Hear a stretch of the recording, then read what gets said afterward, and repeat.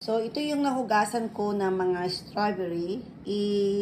I-dump natin dito sa paper towel para mag-dry po siya konti at matanggal yung ibang tubig na habang hinugasan natin. So, ida-dry up lang na natin na ganyan para pag ikot natin sa sugar mamaya ay maganda po ang kilalabasan.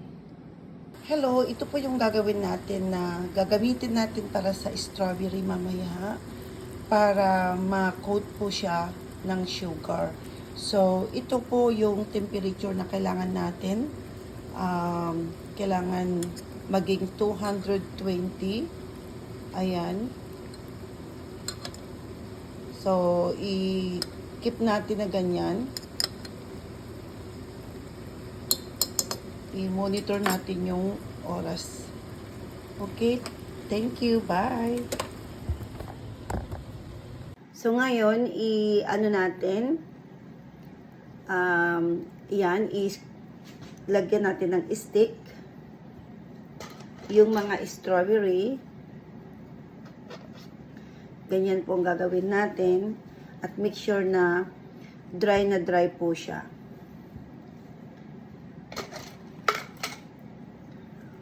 So, continuous lang natin.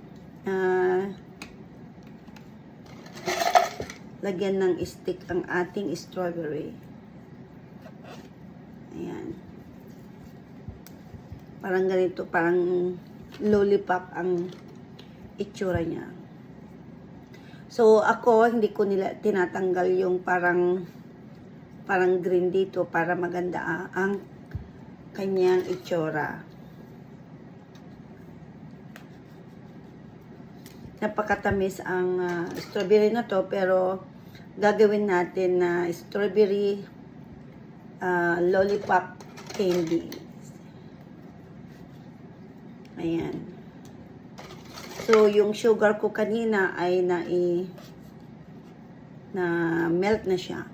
So, pakita ko sa'yo kung paano natin gagawin. Ito po yung malamig na tubig na may ice.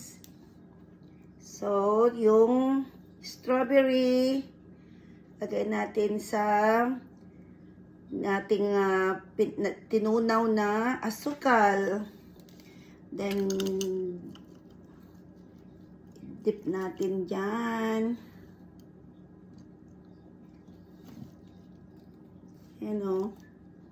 Para tumigas yung ice. Ay, yung asukal.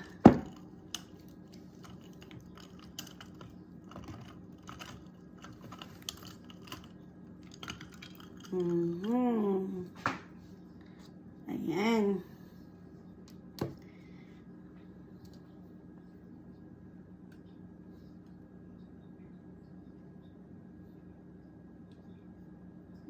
Tip lang. Tip ka agad dito sa malamig na tubig.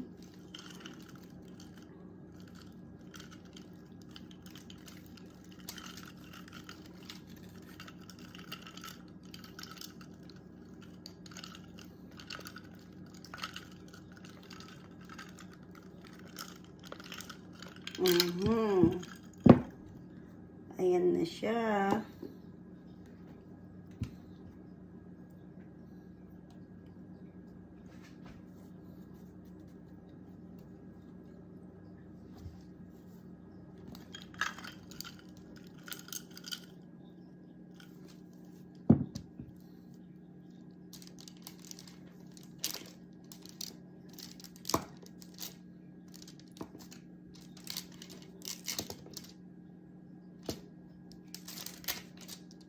Ayan, tignan nyo. Matigas.